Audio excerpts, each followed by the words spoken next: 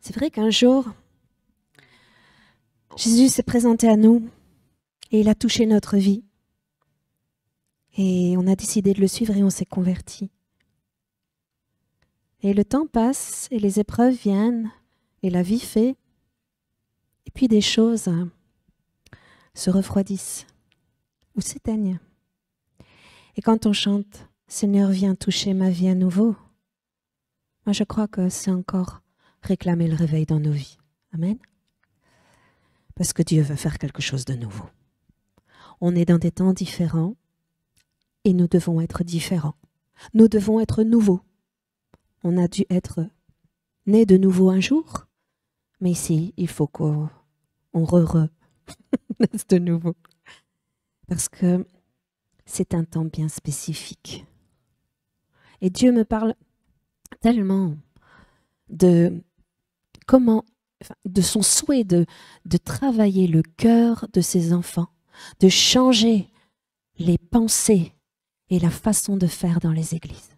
Vraiment, moi, vous savez, quand on me parlait de réveil, dans les débuts, je voyais un réveil, comme bon, ce qu'on a entendu, les témoignages qu'on a pu lire au travers des livres, que ce soit en Angleterre et tout ça, parce que c'est ce qu'on connaissait. Mais de plus en plus, moi, j'ai la conviction que le réveil va être d'abord dans les églises. Ça va être une révolution pour les enfants de Dieu. Je ne l'avais pas vu venir, je ne l'avais pas imaginé comme ça. Mais je crois que c'est nécessaire. Et si les églises ne se réveillent pas, il n'y aura pas de gens touchés au dehors. On doit être accompagné d'autre chose que ce que nous avons jusqu'à présent. Amen. C'est pas moi qui devais parler pour la Sainte-Seine, donc je vais inviter Josiane qui va nous introduire dans le temps de Sainte-Seine.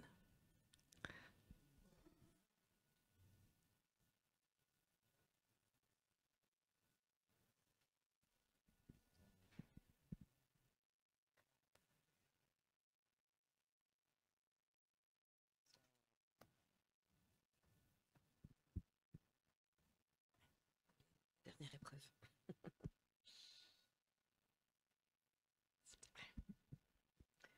C'est vrai que ce matin, nous devons vraiment glorifier le Seigneur parce que par rapport aux chants qui ont été choisis, moi, dès qu'un gars m'a demandé de présenter la Sainte-Seine, tout de suite, tout de suite un verset m'est venu dans mon cœur. Et c'est dans Luc 13, donc de 11 à 13. Et voici, il y avait une femme possédée d'un esprit qui la rendait infirme depuis 18 ans. Elle était courbée et ne pouvait aucunement se redresser. Donc, il marquait, moi dans ma Bible, il marquait lorsqu'il la vit, donc moi je parle de Jésus, lorsque Jésus la vit, Jésus lui adressa la parole et lui dit « Femme, tu es délivrée de ton infirmité. » Il lui imposa les mains, et à l'instant, elle se redressa et glorifia Dieu. Et c'est vrai, c'est ce que ce matin nous avons tous fait, nous avons tous glorifié Dieu. Et moi, j'avais marqué, donc par mes propres mots, ici, Dieu n'a pas changé et ses promesses, elles sont toujours là. C'est par la foi et dans son sang et par sa vie. Et alors, bien sûr, moi je dis que Dieu, il y a un amour divin, inébranlable, comme on l'a chanté ce matin, et il vient à nous. Moi, je crois que on doit rechercher à nouveau, dans la présence de Dieu, rechercher sa puissance et rechercher la guérison. C'est vrai que nous avons tous, pour plusieurs, des bobos par-ci, des bobos par-là, mais moi je crois que il est grand temps que l'Église s'unisse à nouveau dans la prière, dans l'intercession, dans le combat, pour rechercher cette présence, pour rechercher la puissance de Dieu, afin d'être guéri. Je sais que, bon, il y en a plusieurs, vous savez, je vais passer par une opération, mais malgré tout, moi j'ai toujours confiance en Dieu, je crois toujours que Dieu, à la dernière minute, à la dernière seconde, il peut toujours agir. Et c'est ça ma foi, moi, c'est de croire que à la croix, Jésus, à un moment donné, c'est vrai, cette nuit, je me disais, c'est vrai, Jésus, tu as passé beaucoup de temps dans le jardin de Gethsémane et tu avais personne, tu étais tout seul. C'est vrai qu'à plusieurs reprises, tu es allé voir et tes disciples, ils étaient endormis. Et comme Agathe vient de le dire, moi, je pense spirituellement, c'est que l'Église ne doit plus dormir. mais doit être réveillé pour pouvoir combattre et surtout s'attendre à ce que le Seigneur parle à notre cœur afin que nous accomplissions ses desseins et ses désirs pour cette ville. C'est vrai qu'il y a des années, Michel disait que Dieu nous appelle encore à un troisième réveil dans cette ville. Mais c'est vrai que cette ville, elle doit être réveillée. Mais nous, on doit commencer à être réveillés. C'est vrai que je dis ici nous parce qu'on est dans cette assemblée, mais je pense, comme Agathe vient de le dire, c'est dans toutes les églises. Il faut vraiment prier, pas que pour nous, mais prier pour que dans le monde entier, le réveil vienne dans chacun des cœurs. Sinon, on ne verra pas la gloire de Dieu. Amen. Amen. Alors, les personnes que j'ai demandé de servir, Josiane, je trouve ça formidable. Non. Je dis, je trouve ça formidable parce qu'il y a de l'audace. Dans son cas, il y a de l'audace. Et Dieu va honorer. Et vous savez, je pense comme elle. Je pense comme elle par rapport à la guérison. Et j'ai relu un passage qu'on connaît bien. C'est l'histoire où Jésus, avec ses disciples, se retrouve et on a toute une foule qui vient, 5000 hommes, et on ne compte pas les femmes et les enfants. Donc au moins autant de femmes, donc ça fait 10 000 personnes, si je ne mets pas les enfants. Et ils sont là, tous rassemblés pour, pendant un long moment, et après on connaît le passage où il y a les pains et les poissons, il y a une multiplication, il y a un miracle. Mais quand vous lisez l'histoire, qu'est-ce que Jésus fait tout au début? Qu'est-ce que fait Jésus en introduction avant son message? Il les vit et il les guérit. Waouh! En général, nous, on chante, on parle, et puis après, on prie éventuellement pour la guérison. Là, d'emblée, Jésus arrive et paf! Il guérit. Ah, vous avez un auditoire qui est attentif après ça. C'est sûr. Et moi, je crois que si on veut toucher, si on veut avoir des gens qui s'intéressent à la parole de Dieu, à ce que Dieu veut dire, bien, il faut les captiver. Et je pense que les églises doivent retrouver l'audace de croire que, au nom de Jésus, nous pouvons être guéris. Nous devons retrouver la puissance que Dieu a accordée. Bien sûr, il y en a un qui a tout saccagé. Il y en a un qui était pas contre ça. Non, non, je préfère que vous vous endormiez. Et confiance. Ouais. Vous voyez ce que je veux dire. Moi, je veux me secouer. Moi, je veux me réveiller. Et j'ai envie de voir les miracles. Dans ma propre vie, dans la vie de mes frères et mes sœurs. Mais surtout dehors. Parce que je veux que notre discours captive ensuite et qu'il y ait. Il leur a pas demandé au départ, convertis-toi, écoute mon message et peut-être que tu seras guéri. Non, il est venu parce que Jésus avait une foi infaillible et avec cette foi, il guérissait. Il guérissait les gens qui en avaient besoin avant d'introduire son message et de les amener à l'évangile, de les amener à la conversion. Moi, je crois que ça, c'est le bon moyen. Je crois que là, Jésus tenait la solution. Et je pense que pour ces temps, c'est ce que nous devons avoir. Parce que des malades, il y en a. Avec ce que l'ennemi a fait et continue de faire, des malades, il y en a. Et c'est à nous de relever nos manches. C'est à nous de relever le niveau de foi dans nos vies pour justement faire l'œuvre de Jésus. Parce qu'à la croix, il a porté toutes nos maladies, toutes nos souffrances. Et il a dit, tout est accompli. C'est pour nous. C'est pour nous. Amen.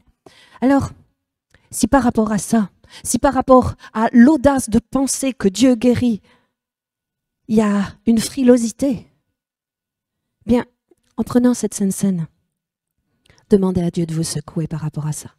Demandez à Dieu de guérir votre esprit par rapport à ça, votre âme. Qu'on soit guéri de la déception, qu'on soit guéri de l'échec pour que nous osions oser parler qu'en Christ, nous avons la guérison. Amen. Ayez de l'audace. Je crois que justement, le royaume des cieux appartient aux audacieux.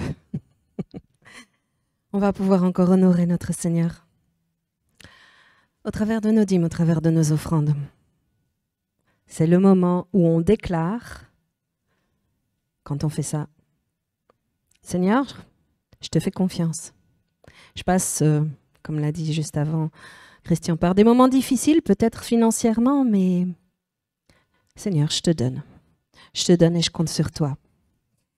Et je voudrais vous encourager parce que justement, cette semaine, moi, je regarde des choses qui me boostent. On a tellement de choses déprimantes que moi, j'aime bien de regarder les œuvres que Dieu fait. Les témoignages puissants, les témoignages audacieux, les témoignages qui me secouent et les choses que je rêve de voir s'accomplir ici et dans ma vie. Et justement, je voyais un témoignage justement par rapport aux finances d'une femme qui est en Martinique. Et elle était fraîche, je trouvais ça vraiment extraordinaire, sa façon de témoigner, avec simplicité, mais avec reconnaissance. Et du coup, je lui ai envoyé un petit mot et j'ai dit bonjour de la Belgique, je te découvre et je trouve ça extraordinaire. Et je lui dis quelle est belle la famille que j'ai en Christ. Et en plus, elle est en train de se réveiller. Il y a un décalage horaire. J'ai reçu plein de réponses qui m'ont fait tellement de bien. Pas d'elle seulement, elle aussi, elle a fait « Wow !» Elle était stupéfaite qu'on puisse avoir regardé ça à l'autre bout de la terre, j'oserais dire.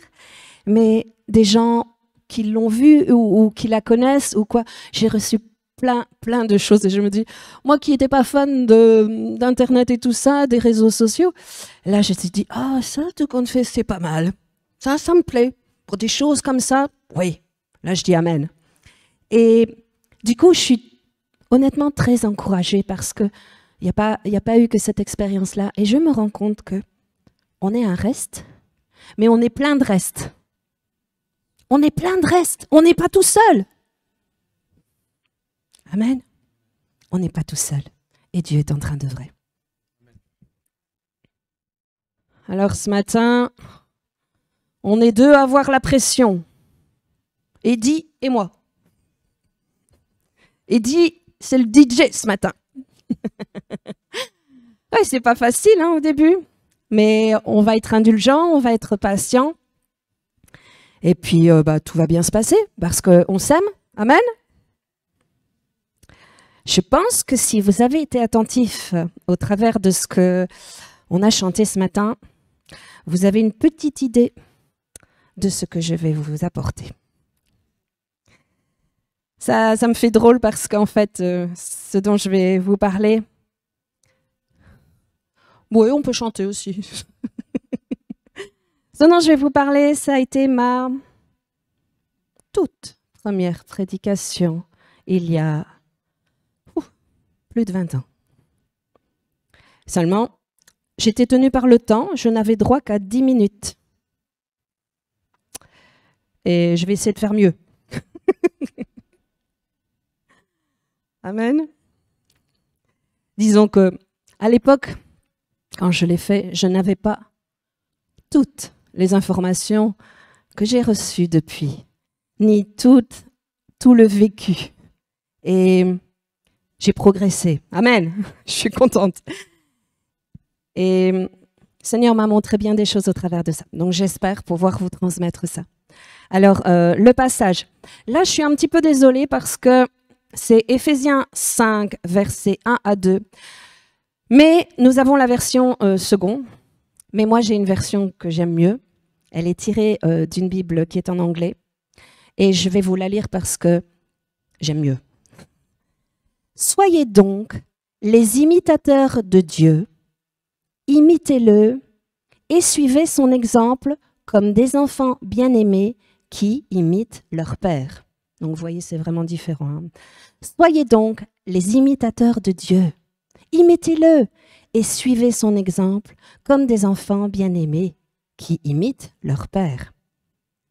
Alors, ici, il y a quelque chose de particulier et étonnamment, j'ai recherché et Dieu a mis en l'homme la capacité d'imiter. Ça vient de Dieu, mais aussi on le voit dans sa création, on le voit dans la nature. Et il y a des raisons pour ça.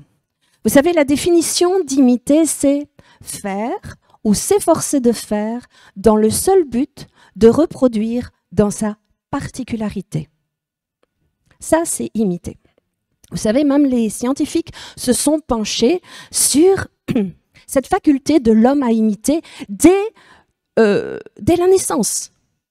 Vous savez, quand vous avez un nouveau-né, et je pense que les mamans qui sont ici, on a toutes fait cette expérience, alors qu'ils sont tout petits, si vous ouvrez la bouche, eh bien le tout petit, il vous imite, alors qu'il a que quelques heures ou quelques jours. Si vous dépassiez un petit peu la langue, eh bien, étonnamment, le bébé fait la même chose. Ça, ce sont les premières choses qu'on constate. Si vous avez eu des enfants, vous pouvez dire oui, c'est vrai.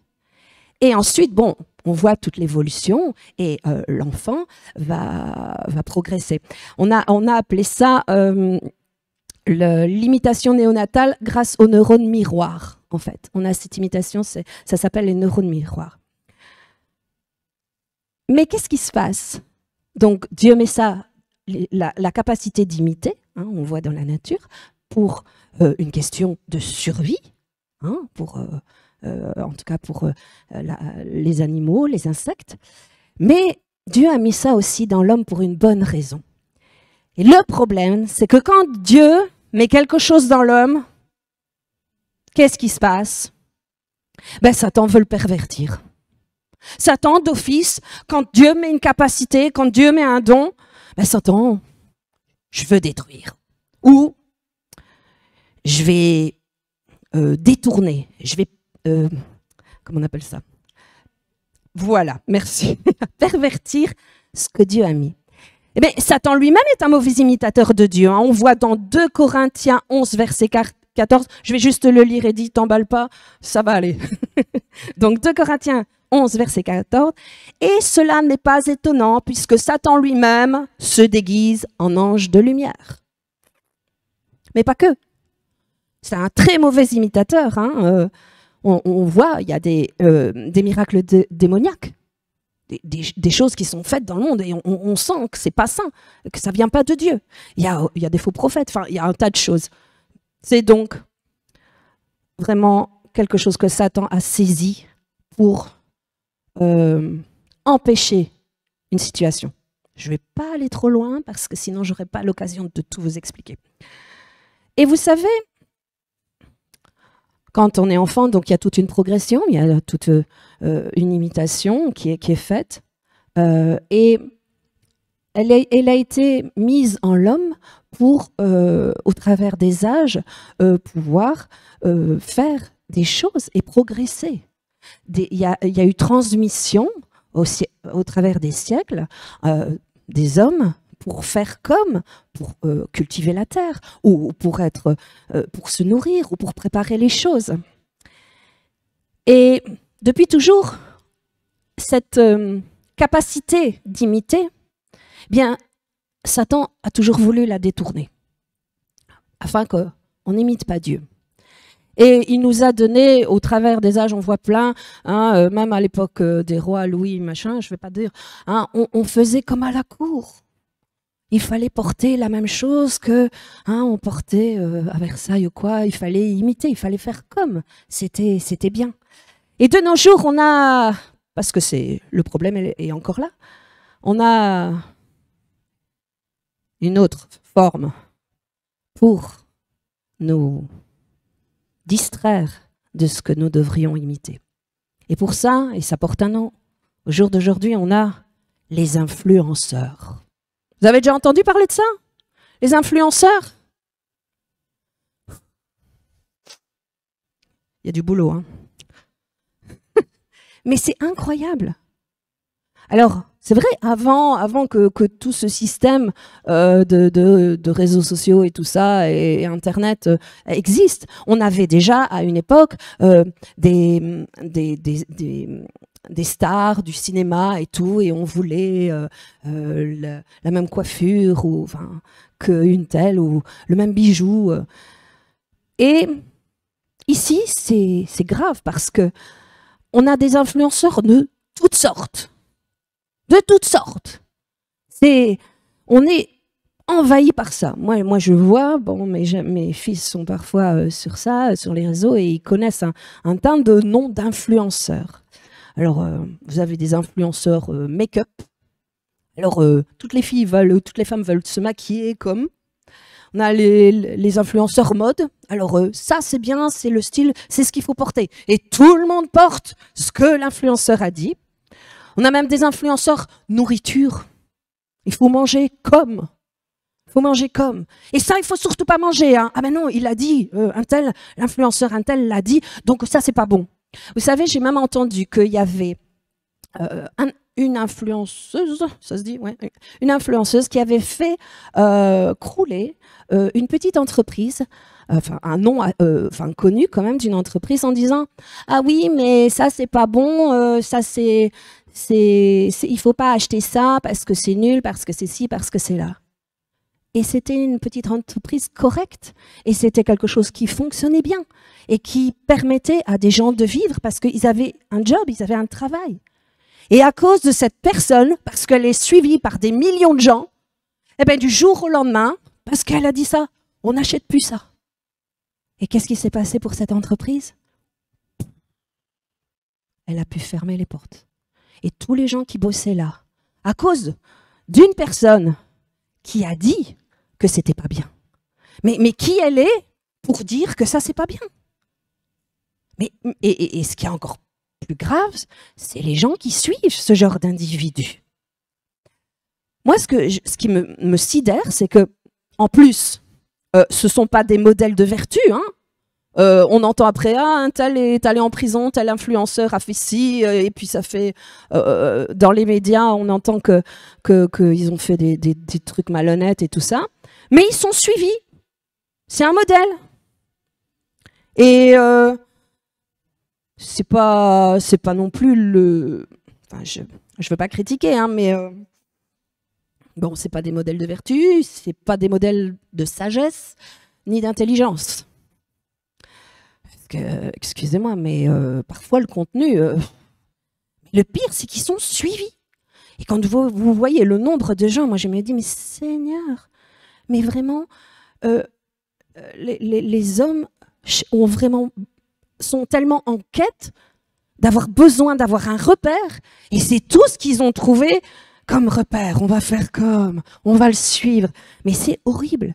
Mais pourquoi ça se passe? Mais en fait, c'est parce qu'ils passent tellement de temps, que ce soit au niveau de leur ordinateur, que ce soit sur un téléphone, que ce soit sur une tablette, ils passent tellement de temps. Et les jeunes, ils passent tellement de temps là-dessus qu'ils sont imprégnés de la personnalité de cet influenceur.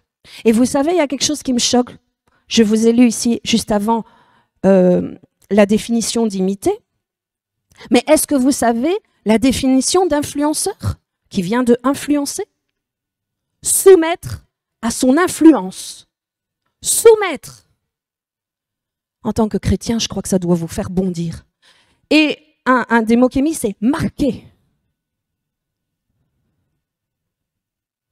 Est-ce que vous voulez le sceau de Dieu ou être marqué par des influenceurs? Vous avez donc les influenceurs qui sont là à soumettre, et vous avez quelque chose de bien différent, imiter. Et imiter, on a là la notion de libre arbitre. Et Satan veut faire passer le mot imiter pour quelque chose de péjoratif, quelque chose de mauvais. Hein? Et au jour d'aujourd'hui, c'est vrai que le mot imiter, il n'a pas bonne presse. Alors, on dit même que le singe imite l'homme, ou que on a les imitateurs qui, hein, en général, c'est pour se moquer de la personne qu'ils sont en train d'imiter, ou même entre personnes, parfois, on dit, elle fait tout comme moi, elle me copie, elle m'imite. pour créer, comme une jalousie. Mais ça, c'est vraiment le travail de Satan. Nous imitons ce que nous connaissons bien, les personnes avec lesquelles nous passons du temps. Je voudrais vous raconter une toute petite histoire justement à propos de ça. Alors, c'est une nounou dans une famille royale. Et cette nounou, elle est du pays.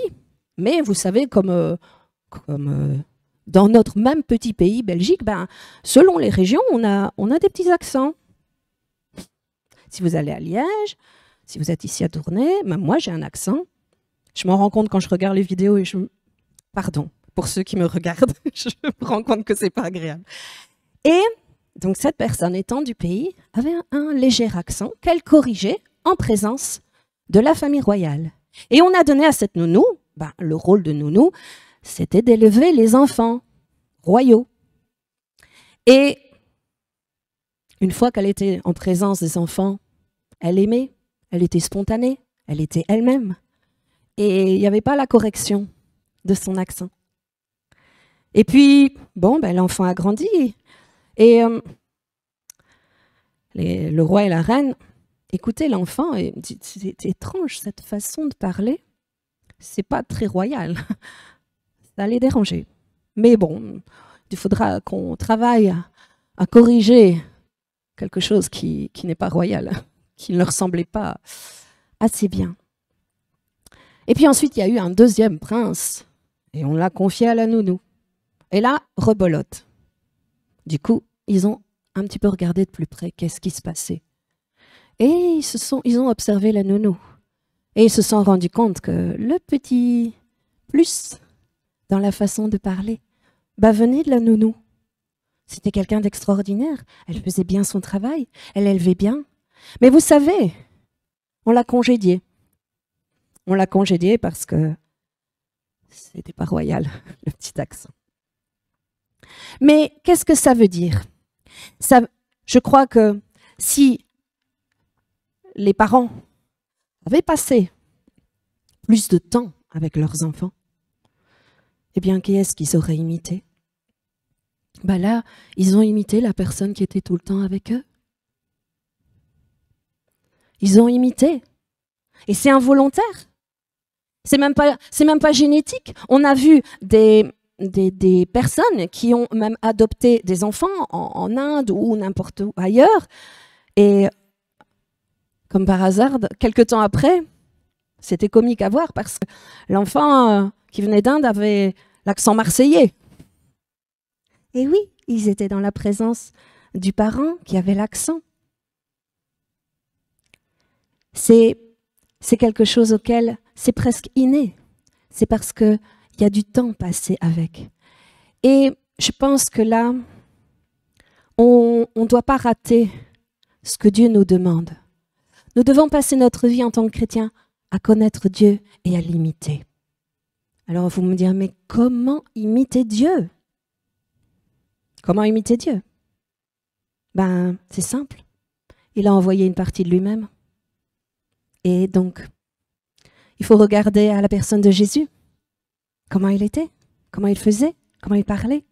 Et je voudrais d'ailleurs, pour ce faire, qu'on prenne 1 Pierre 2, verset 21. Voilà. Et c'est à cela que vous avez été appelés, parce que Christ aussi a souffert pour vous, vous laissant un exemple afin que vous suiviez ses traces. Hey, Jésus nous a laissé un exemple. Si on vous laisse un exemple, c'est pour faire comme, c'est pour imiter. Alors, qu'est-ce que Jésus était? Comment il était? Qu'est-ce qu'il faisait? Si je dois vous énoncer, ça prendrait des jours. Du coup, j'ai sélectionné 7 aspects de Jésus, en espérant qu'il regroupe un petit peu. Et on va un petit peu les analyser et vous aurez du coup une référence à imiter. Et la première des choses que j'ai notées sur ce que Jésus est, être soumis à la volonté de Dieu. Moi, je crois que Jésus a une soumission exemplaire au Père. Et il a accepté un sacrifice par amour pour nous. Il n'a pas tergiversé, il a obéi. Il a vraiment été soumis à son Père. Et on a justement dans Jean 4, verset 34, Jésus leur dit, « Ma nourriture est de faire la volonté de celui qui m'a envoyé et d'accomplir son œuvre. » Il ne vivait que pour ça, que pour la volonté du Père. Ok? Alors pour nous, quand nous faisons quelque chose, quand nous prenons une décision, est-ce que vous êtes soumis à la volonté de Dieu? Je crois qu'il faut vraiment, et on n'est que sur le premier exemple, mais ça, je l'ai mis en premier parce que si vous êtes soumis à la volonté de Dieu, vous allez avoir la bénédiction. Le deuxième aspect, et là, si je vous demandais, je suis sûre que vous me diriez que c'est celui-là, faire preuve d'amour. Et tout ce que ça comporte. On a vu la fois passée les fruits de l'esprit. Et j'ai expliqué que le premier des fruits de l'esprit cité, c'était l'amour. Et que c'est vrai que si on avait le premier fruit, mais inévitablement tous les autres en découlent. Donc moi je crois que Jésus était amour et il y avait la compassion, il y avait la patience, il y avait tous ces dons. Et pour ça, je ne vais pas vous donner tous les exemples d'amour que Jésus a fait, déjà rien qu'en son sacrifice. Mais dans Jean 13, verset 34, il est dit « Je vous donne un commandement nouveau. Aimez-vous les uns les autres, comme je vous ai aimé, vous aussi. Aimez-vous les uns les autres. » C'était quelque chose qui anime Jésus. On a à être soumis à la volonté de Dieu et on a à faire preuve d'amour et tout ce qui est lié à l'amour. Ensuite, le troisième aspect que j'ai vu à imiter, c'est être humble, être généreux de sa personne. Et j'ai envie de vous poser la question, mais quel roi accepterait aujourd'hui de se faire serviteur? Je n'en connais qu'un, c'est le roi des rois. Et Jésus est venu non pour être servi, mais pour servir lui-même. Dans Matthieu 11, versets 28 à 30, il est dit « Venez à moi, vous tous qui êtes fatigués et chargés, et je vous donnerai du repos. Prenez mon joug sur vous et recevez mes instructions, car je suis doux et humble de cœur, et vous trouverez du repos pour vos âmes, car mon joug est doux et mon fardeau léger. » Humble de cœur. Jésus avait une humilité telle qu'il était, j'oserais dire, abordable. Jésus était quelqu'un de humble et il n'y avait pas de souci que ce soit un enfant qui vienne, que ce soit un vieillard, que ce soit un jeune, ni même au niveau des classes sociales. Les prostituées allaient près de Jésus. Les gens d'un certain niveau intellectuel ou même au niveau des moyens financiers allaient. Jésus s'était rendu vraiment accessible. Et il n'avait pas, alors qu'il est le Fils de Dieu, il n'avait pas cette attitude distante. Oh, toi, je ne te parle pas. Non, non. Et il avait toujours cette attention. Il avait toujours cette attention pour celui qui venait au-dedans de lui. Il n'avait pas l'air toujours « Non, non, je suis occupé, j'ai autre chose à faire. » Non. Qu'est-ce qu'il y a? Oui, je t'écoute, vas-y, parle. De quoi as-tu besoin? Il y avait dans l'attitude de Jésus un sincère intérêt pour la personne qui venait. Et du coup, ça permettait aux gens qui venaient d'être à l'aise dans sa présence. Et moi, je veux être accessible. Moi, je veux qu'on puisse venir au-dedans de moi. Et je ne veux pas prendre de haut. Vous savez, je fais les courses avec Robbie maintenant. Et on a été là au Colruyt. Et je passe en premier. Et Robbie était parti chercher quelque chose.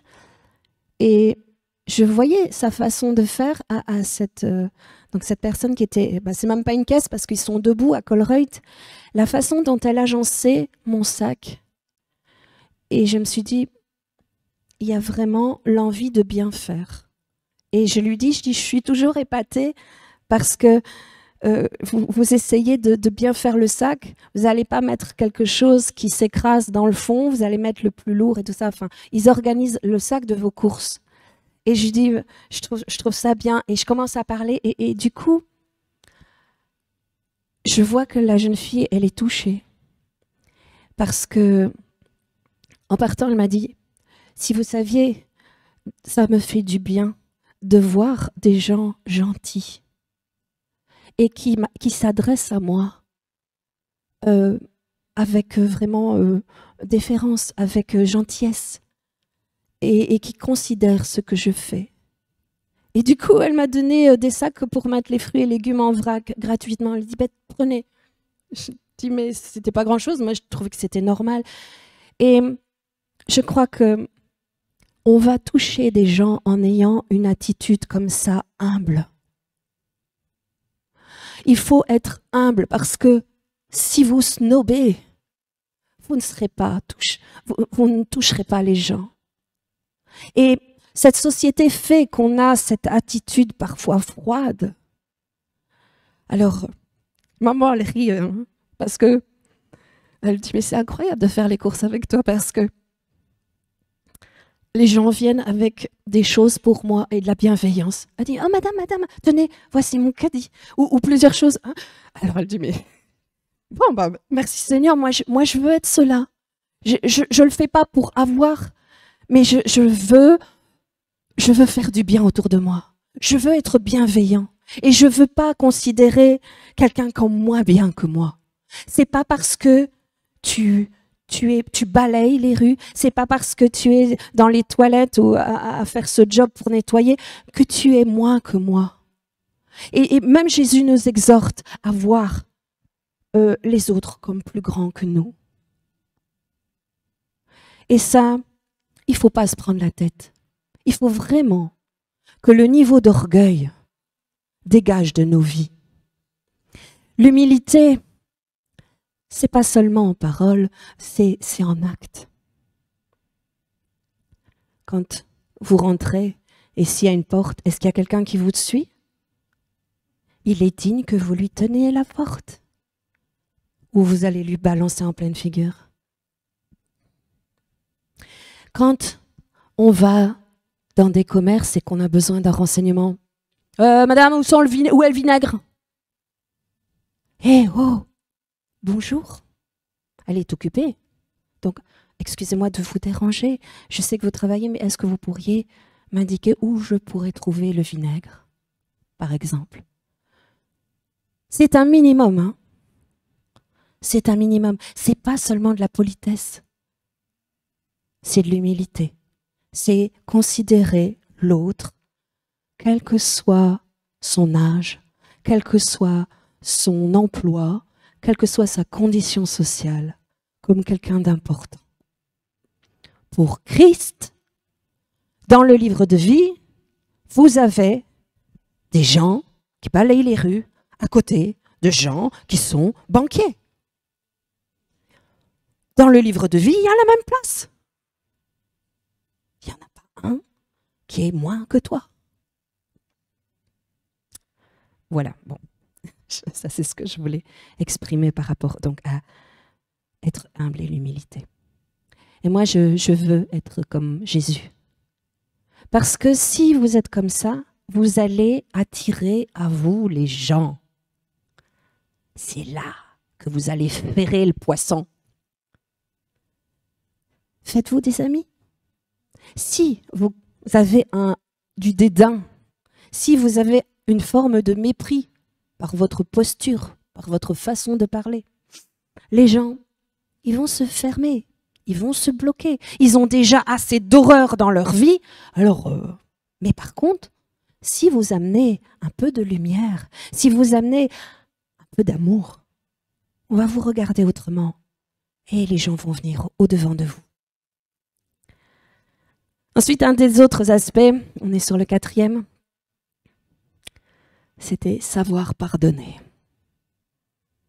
J'oserais dire que c'est un gros morceau, mais Jésus a pardonné l'impardonnable. Et Jésus n'a pas rejeté les hommes ni les femmes qui étaient pécheurs. Il avait déjà pardonné. Il savait que les gens étaient de mauvaise vie, mais dans son humilité, il les prenait et le pardon était déjà là. Matthieu 6, verset 12, « Pardonne-nous nos offenses, comme nous aussi, nous pardonnons à ceux qui nous ont offensés. » On a du travail? Je crois que si vous êtes animé du deuxième exemple que j'ai donné, si vous avez l'amour, ça va aller. Ça aide. Ensuite, le 5e aspect, c'est être fidèle, être zélé. Et là, on a l'exemple de Jésus qui a été, mais alors, fidèle à son Père et jusqu'au bout de sa mission. Et il aurait pu faire valoir, j'oserais dire, ses droits en tant que fils de Dieu. Et on voit ça notamment dans Luc 4, verset 8, où on a Satan qui essaye, donc tout au début du ministère, donc Jésus se retire dans le désert, et il essaie de corrompre Jésus. Et il dit, « Retire-toi, Satan, car il est écrit, tu adoreras le Seigneur ton Dieu et tu le serviras lui seul. Je ne vais pas tomber dans ton piège. Je suis fidèle à mon Père. » Et au travers de sa vie, de son ministère, Jésus a donné un bel exemple de zèle et de fidélité pour que justement tous ses disciples ensuite ils puissent affronter l'indifférence, l'opposition qu'ils auraient au travers de le fait de divulguer l'évangile. Parce que Jésus est resté infaillible là-dessus. Il est resté fidèle, il est resté lésé. Il n'a pas dérogé à la route. Il savait qu'il devait accomplir. Il a fait sa mission jusqu'au bout. Et du coup, il a donné cet exemple justement à ses disciples. Et je voudrais embrayer sur le 6e aspect, parce que là, je vous ai cité donc un petit peu ce qui est le fait de la tentation. Et le 6e aspect, c'est savoir dire non et résister au péché et à la tentation. Alors, Jésus, c'était la douceur incarnée. Mais pour ce qui était de défendre son Père, c'était quelqu'un de terrible. Et lorsque Satan le tenta pour le faire tomber, il n'y a pas eu de pitié. Et il a envoyé balader Satan. On voit dans Matthieu 5, verset 37, « Que votre oui soit oui et que votre non soit non. Et ce que l'on y ajoute vient du malin. » Et parfois, on est devant une tentation et on dit « Ouais, ben, peut-être un tout petit peu. Je prends un tout petit peu de la tentation. Ça ne veut pas dire que j'ai tout pris, donc Dieu me pardonnera. » Non. Tu as dit non, c'est réglé. Ou si tu dois faire quelque chose, c'est pas à moitié.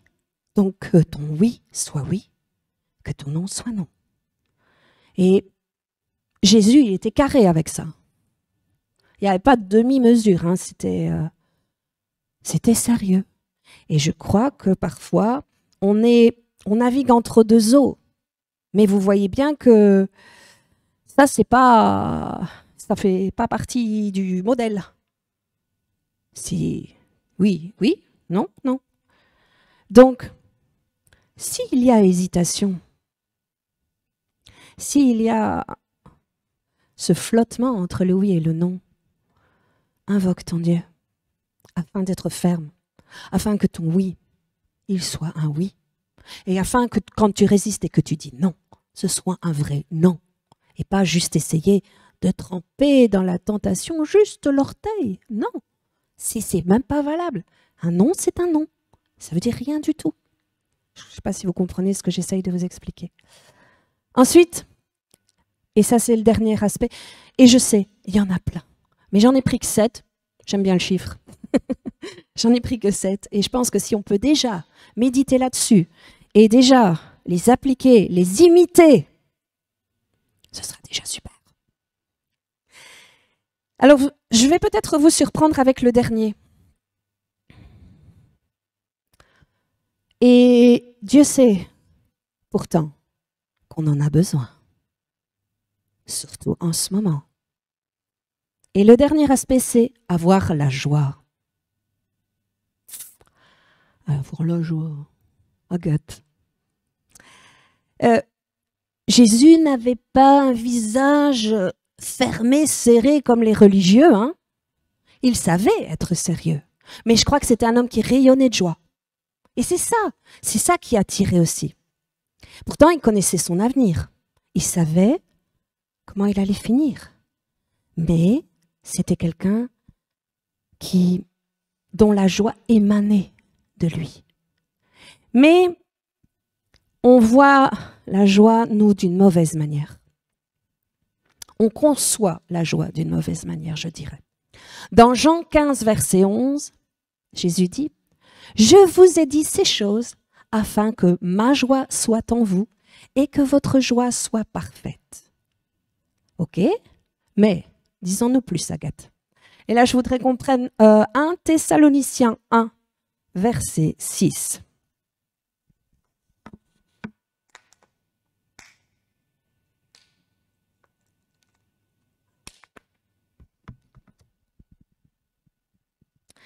Et vous-même, vous avez été mes imitateurs et ceux du Seigneur, en recevant la parole au milieu de beaucoup de tribulations, avec la joie du Saint-Esprit.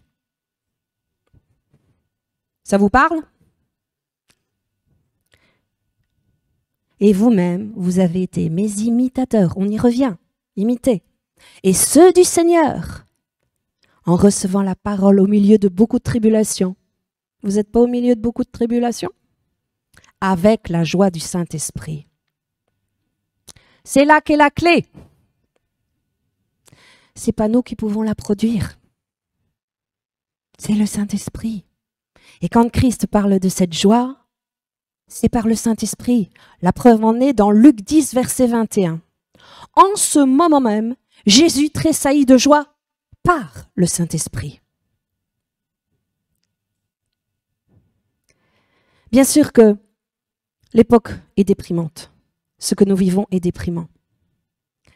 Mais on a la solution. Et la solution, elle est dans le Saint-Esprit. Et je pense que ici, il y a un gros travail à faire. Il y a un gros travail à faire parce que Satan a fait en sorte que dans les circonstances que nous vivons ici dernièrement, depuis ici 2-3 ans, une telle psychose, une telle détresse, une telle dépression à cause de tout ce qui s'est passé, des périodes de confinement et vous savez tout ce qu'il en est. Il y a ça qui est comme une chape. Et un grand nombre ont perdu leur joie. Un grand nombre.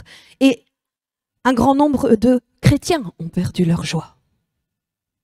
Mais il est écrit, car la joie de l'Éternel sera votre force dans Néhémie 8, verset 10. Vous voulez être fort? Vous avez besoin d'être fort. Alors il faut retrouver la joie de l'Éternel. Si vous êtes morose, si vous êtes déprimé, vous êtes déjà une cible pour Satan. Bien sûr que les choses sont dures. Bien sûr que tout ce qui nous environne ne nous donne pas de nous réjouir. Mais là, on ne parle pas d'une joie qui émane de nous. Là, on parle d'une joie qui est surnaturelle et qui vient du Saint-Esprit.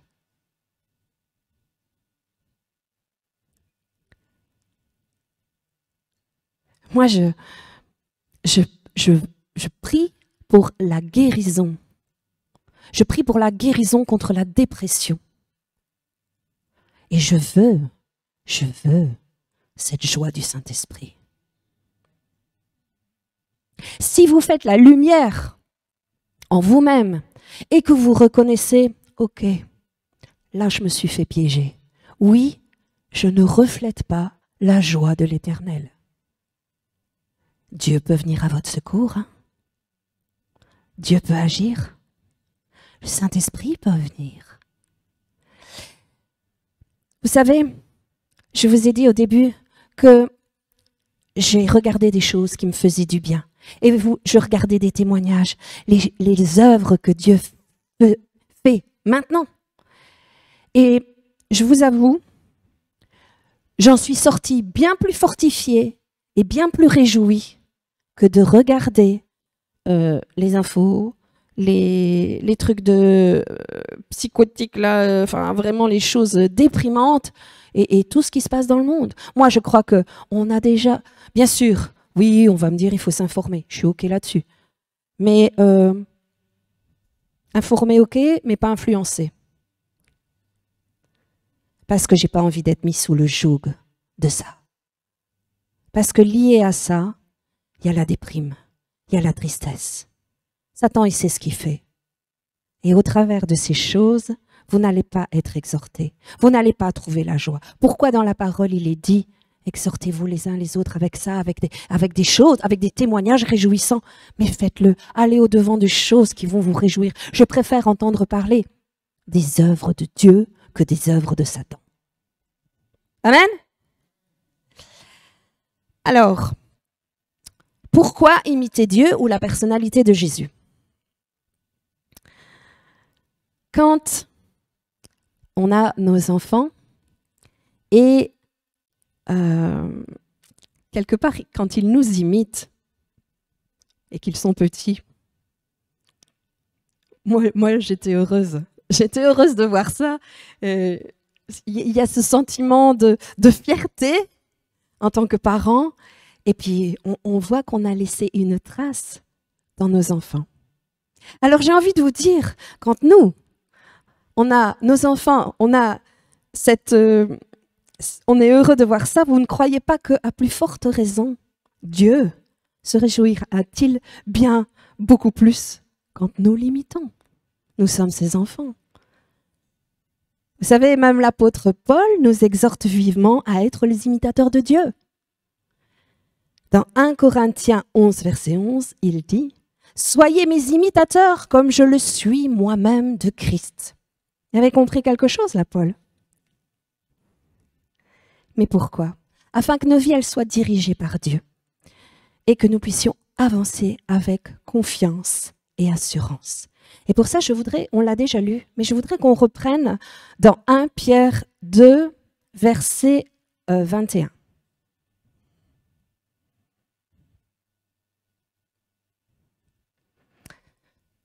Donc 1 Pierre 2, verset 21. Et c'est à cela que vous avez été appelés, parce que Christ aussi a souffert pour vous, vous laissant un exemple, afin que vous suiviez ses traces. Un exemple, afin que vous suiviez ses traces. J'aime bien cette image. Je vais vous raconter une histoire que j'ai vécue enfant.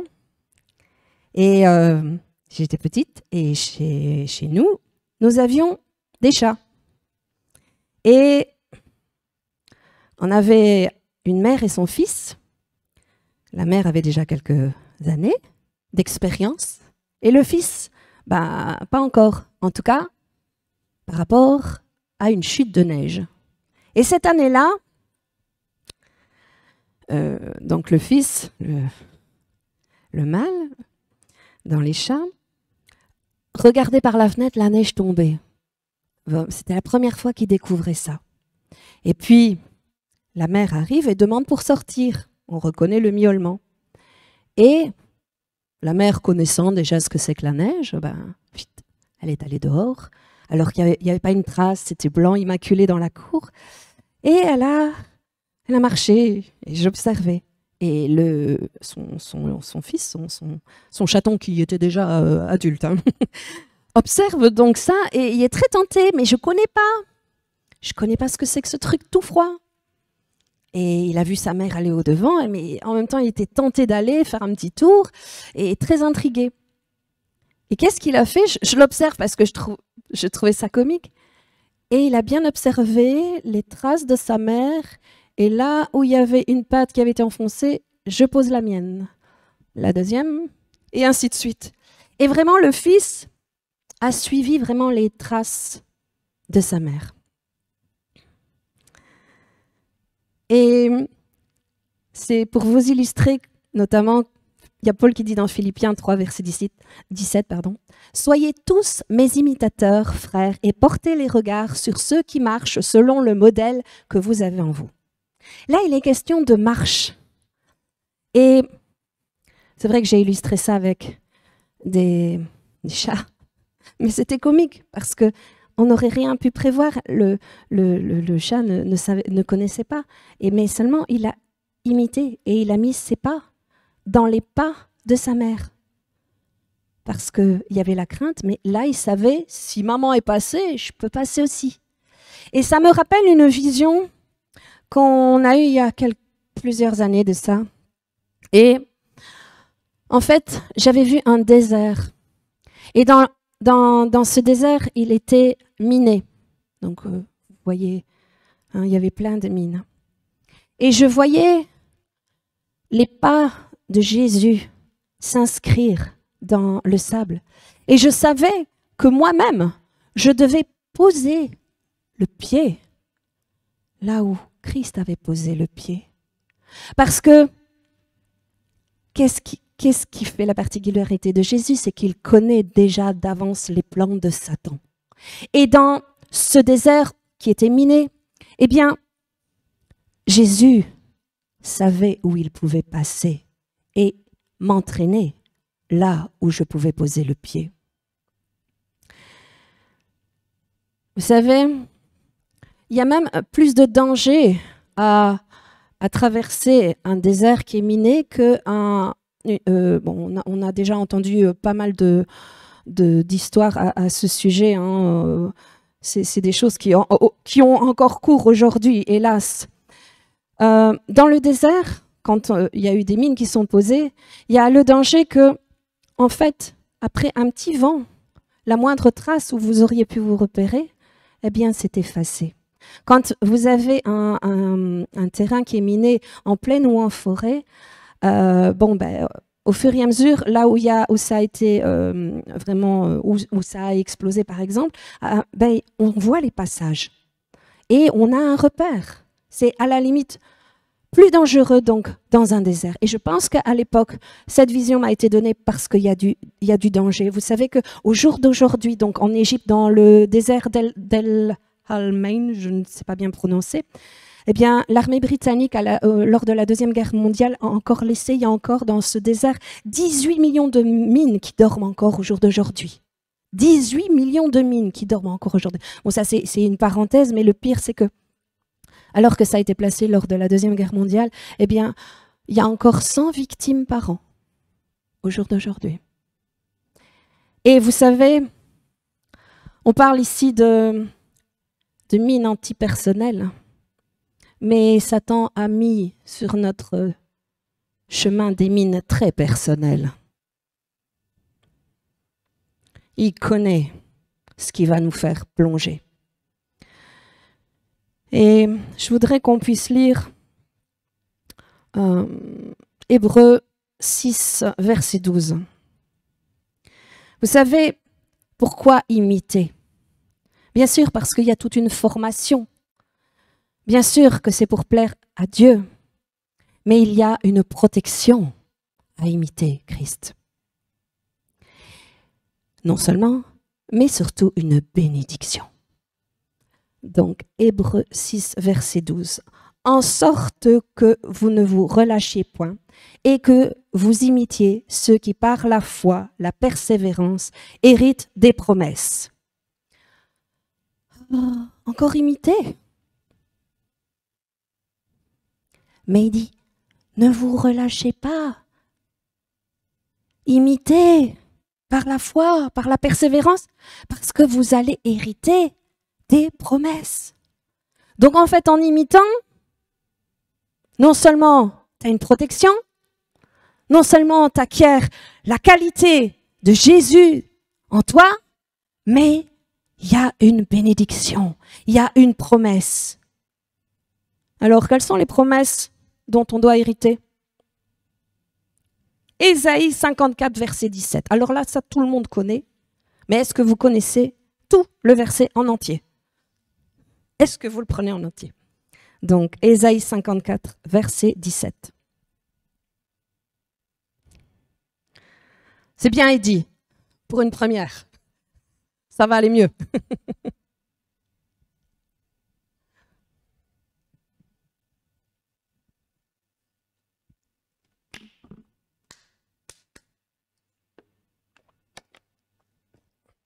Verset 17. 54, verset 17.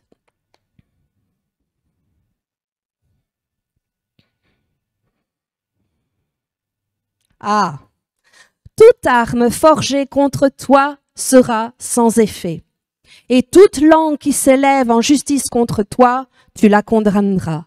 Tel est l'héritage des serviteurs de l'Éternel. Tel est le salut qui leur viendra de moi, dit l'Éternel.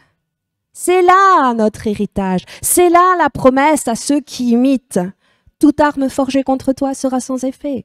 Et toute langue qui s'élèvera en justice contre toi, tu la condamneras. Waouh! Alors là, on a parlé de l'héritage des serviteurs de l'Éternel. Alors c'est quoi le serviteur idéal? Eh bien, le serviteur idéal, c'est celui en qui le maître est reproduit. Un serviteur du Seigneur est celui en qui Jésus est reproduit. On a parlé des qualités de Jésus, des aspects de Jésus. Et on demande au Saint-Esprit, amen, de pouvoir faire des progrès avec le Saint-Esprit.